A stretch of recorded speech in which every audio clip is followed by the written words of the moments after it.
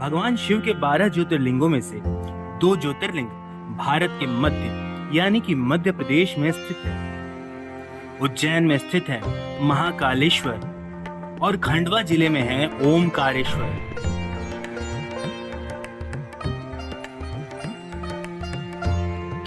हम जब अपनी यात्रा पर चले तो सबसे पहले शुरुआत की ओमकारेश्वर से। अगर आप भारत के किसी भी कोने से यहाँ आने की सोच रहे हैं तो सबसे पहले आपको यहाँ पहुँचने के लिए उज्जैन या इंदौर पहुँचना होगा। यहाँ पहुँचने के बाद आप बेहद ही आसानी से बस या टैक्सी के माध्यम से सीधे महादेव की नगरी यानी कि ओमकारेश्वर पहुँच सकते हैं।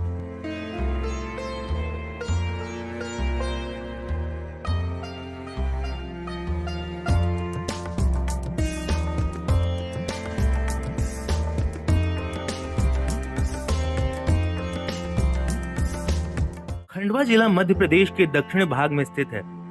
ओमकारेश्वर महादेव नर्मदा नदी के बीच मंधाता यानी कि शिवपुरी नामक द्वीप पर विराजमान है। मंदिर के आसपास छोटा सा बाजार है। यहाँ आपको तरह तरह के आभूषण, माला, सिंदूर और भी रंग बिरंगी चीजें देखने को मिल जाएंगी।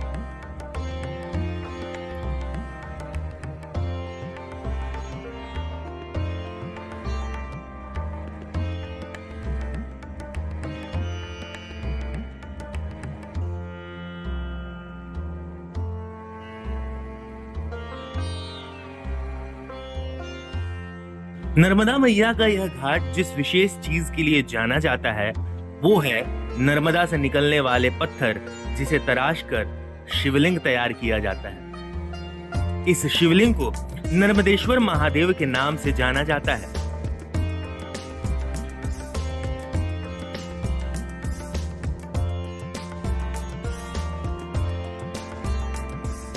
ये नदी में से पत्थर लाते नहीं, इसी को तराश के गोल करना पड़ता है। अच्छा, तराशते हैं। कलर चिन्ह देख रहे हो ना, ये पत्थर के अंदर ही निकलता है। अच्छा, इसके जो रंग है वो पत्थर के अंदर निकलते हैं।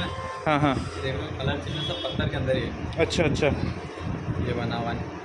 अच्छा। और इसके अलावा मतलब और क्या क्या नदी से, ये नर्मदा की ये खासियत है। हाँ, नर्मदा की खासियत है। और इधर जो ये पारस जो रखा हुआ है ये क्रिस्टल का शिवलिंग है। क्रिस्टल का शिवलिंग है। हाँ, ये वाला देख रहे हो, नर्मदा का है। अच्छा, ये नर्मदा का है। इसके ऊपर कोई कोटिंग है या फिर ये ऐसी ये है? पत्थर निकला, उसी को पॉलिश करवाया है। अच्छा अच्छा, ये अलग से पॉलिश है। हाँ। और ये मार्बल्स की जो मूर्तियाँ हैं ये बाहर से मंगवाई हुई है या ये बाहर की मूर्तियाँ हैं? तो आप लोग कितने साल से ये काम कर रहे हैं? मेरे हो गए 5-1 साल।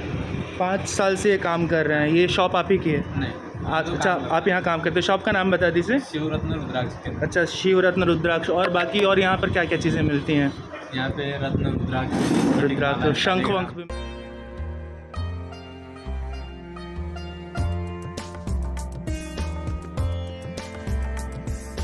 ओमकारेश्वर महादेव के पास जो लोग आते हैं वे ममलेश्वर महादेव का भी दर्शन करते हैं, साथ ही इस द्वीप की परिक्रमा लगाते हैं। कहते हैं कि इस पर्वत की परिक्रमा करने वाले के सारे दुख भोलेनाथ स्वयं हर लेते हैं। इस परिक्रमा की क्या विशेषता है, क्या महत्व है, इसके बारे में हमने मंदिर के आचार्य द्वारका जी और पंडित दिनेश पाठक से जानने की कोशिश की। बारे में जो है कि ओमकारे बिंदु संयुक्तम नित्यम ध्यायन्ति योगिना, भगवान ओमकारेश्वर जी जो हैं छोटे छोटे बिंदुओं में संयुक्त रूप से इकट्ठे हैं। नित्यम ध्यायन्ति योगिना, जिनका नित्य योगी आज्ञा चक्र पे ध्यान करते हैं। तो कामदम मोक्षदम चैव, तो भगवान ओमकारेश्वर यहाँ पे हम और आपकी जो भक्त हैं वो मनोकामना लेके आते हैं, वो पूर्ण करते हैं और योगियों को मोक्ष प्रदान करते हैं। मोक्ष भी 3 प्रकार का है। एक मोक्ष सामीप्य मोक्ष और सायुज्य मोक्ष। सामीप्य में भगवान अपने सानिध्य पहुँचा देते हैं और सायुज्य में अपना स्वरूप प्रदान करते हैं। जानत तुम्हें हो जाए, श्री रामचरितमानस में तुलसी बाबा कहते हैं। उसी प्रकार से यहाँ बेडूर मणि पर्वत है, जहाँ पे राजा मानधाता जी ने तपस्या की। तो इस परिवर्त की परिक्रमा करने से अनंत अनंत पुण्य की प्राप्ति होती है। अनेक मंदिर हैं जिनका अपन दर्शन कर पाते हैं अपने नेत्रों से, तो दिव्य यहाँ अनुभूतियाँ होती हैं। जो व्यक्ति कई भक्त ऐसे हैं जो माँ नर्मदा की परिक्रमा करते हैं, जो 3500 किलोमीटर के लगभग बताई जाती है। परिक्रमा करके यहाँ भगवान को जल अर्पण करते हैं, पूजा अभिषेक आदि कराते हैं। इसके बाद हम चले महादेव के दर्शन के लिए।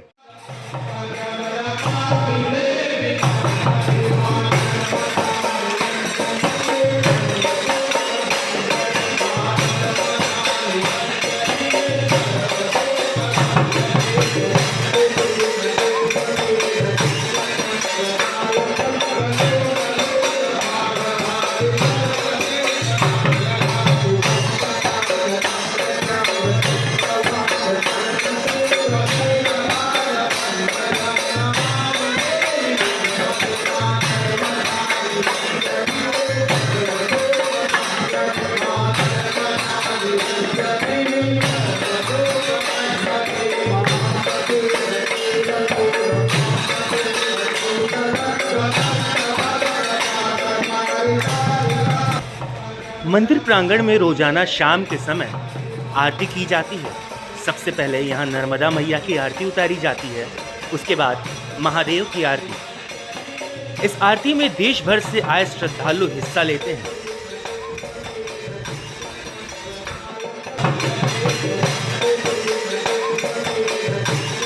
पूरे दिन मंदिर में भक्तों का जमावड़ा लगा रहता है और रात को भगवान के लिए चौसर सजाया जाता है।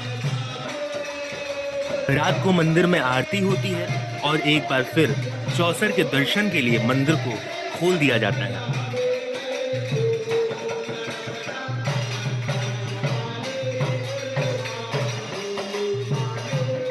चौसर की मान्यता है कि भगवान भोलेनाथ रोज रात को यहाँ स्वयं आते हैं और विश्राम करते हैं। ओमकारेश्वर का इतिहास काफी पुराना है। राजा मानधाता ने यहाँ नर्मदा किनारे इस पर्वत पर घोर तपस्या कर भगवान शंकर को प्रसन्न किया।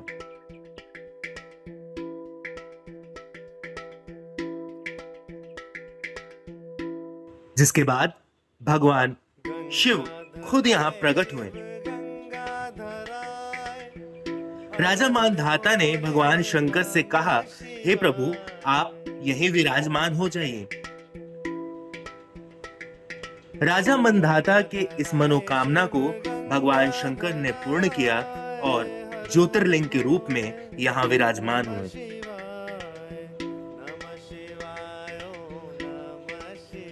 राजा ने भगवान शंकर से एक और वर मांगा।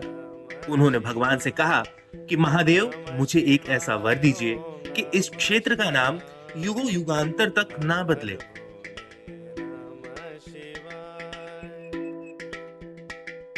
और भगवान शंकर ने राजा मानधाता की यह बात भी मान ली। आज भी इस क्षेत्र को इसके पुराने नाम मानधाता के नाम से ही पुकारा जाता है।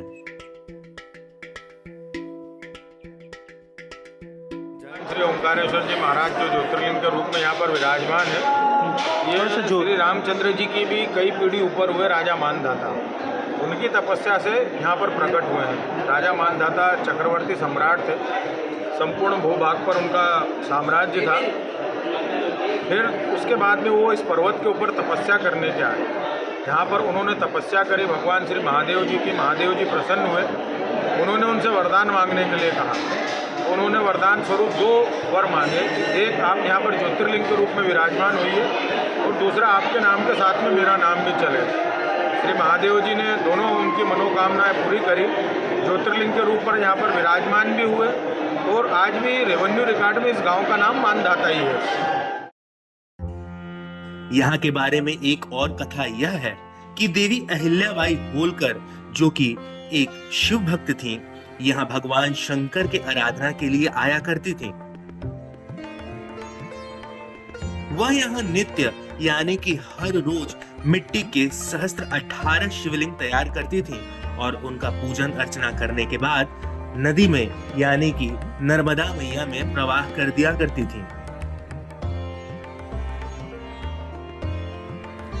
अहिल्याबाई होलकर ने यहाँ एक मंदिर का भी निर्माण करवाया, जिसे ममलेश्वर महादेव के नाम से जाना जाता है।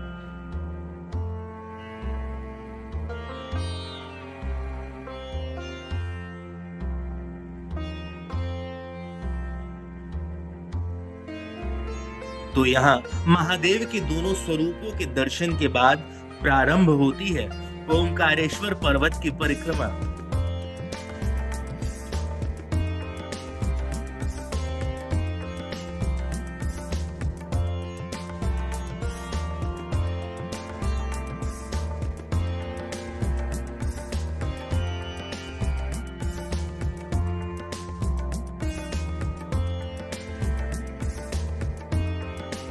जिस पर्वत की परिक्रमा की जाती है, इसे अगर सैटेलाइट व्यू से देखें तो इसका आकार ओम के रूप में दिखता है।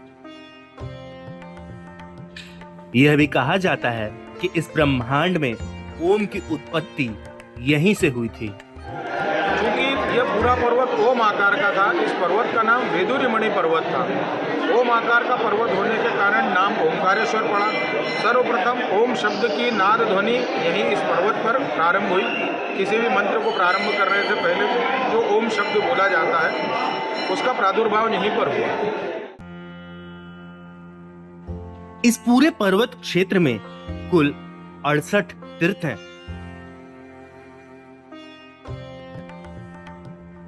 जहां 33 कोटि देवी देवता अपने परिवार सहित निवास करते हैं। यह परिक्रमा करीब 7 किलोमीटर लंबी है। परिक्रमा के मध्य में नर्मदा और कावेरी का संगम है।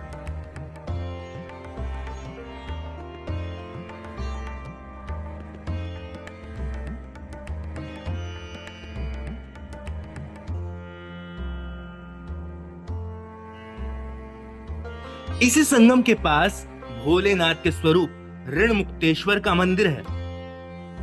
इस मंदिर के बारे में कथा है कि भगवान राम अपने वनवास के दौरान भ्रमण करते करते यहाँ पहुंचे थे और उन्होंने भगवान भोलेनाथ को सोना चढ़ाया था।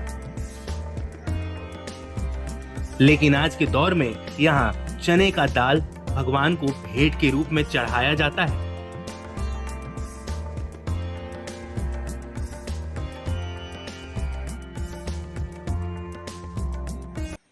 सब देवता मनुष्य अवतार लेके ये ओम की परिक्रमा करने के लिए आए थे। तो इनने फिर उस समय पे सोना चढ़ाया भगवान। तो फिर महादेव जी खुश हो गए, उनको फिर बोल रहे कि ये सोना तुम तो चढ़ा रहे, मृत्यु लोक में जो दूसरे लोग हैं गरीब गुरबा, तो वो मेरे को क्या भोग लगाएंगे, वो इसका सोने का भोग मैं क्या करूँगा। एक काम करो, मेरा नंदीगण बैठे हैं, इनको चने की दाल का कपड़े से बनी एक पोटली में पहले चने का दाल बांधते हैं और उसके बाद उसे नर्मदा जी में धोकर भगवान शिव को अर्पित किया जाता है।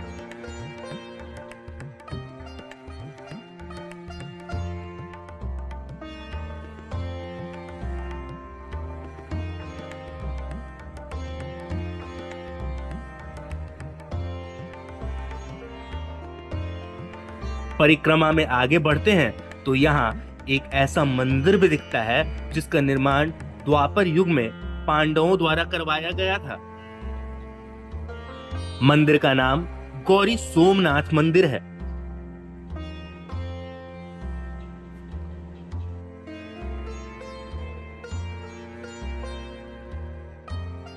यहाँ एक विशाल शिवलिंग की स्थापना की गई है। इस शिवलिंग को दोनों हाथों से भी नहीं जकड़ा जा सकता है। ऐसा कहते हैं कि अगर दो लोग मिलकर भी ऐसा करना चाहें तो यह मुश्किल है। लेकिन एक मान्यता यह भी है कि अगर रिश्ते में सगे मामा और भांजा मिलकर यह काम करें तो यह संभव है। यही कारण है कि इस मंदिर को मामा भांजा मंदिर के नाम से भी जाना जाता है। इस मंदिर के शीर्ष पर जाने से पूरा पर्वत ओम के आकार में दिखता है।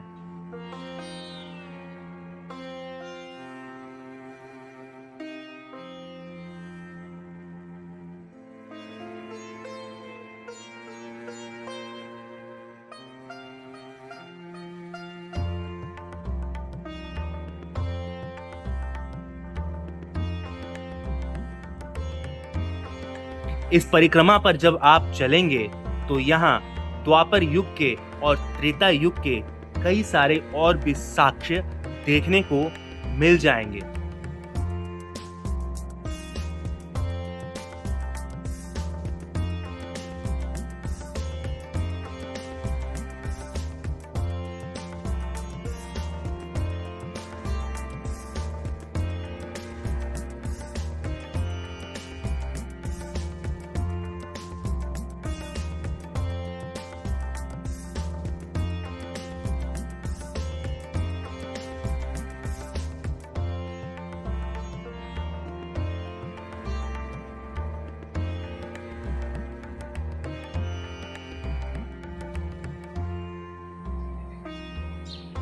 अंततः यह परिक्रमा समाप्त होती है ओमकारेश्वर के प्रांगण में।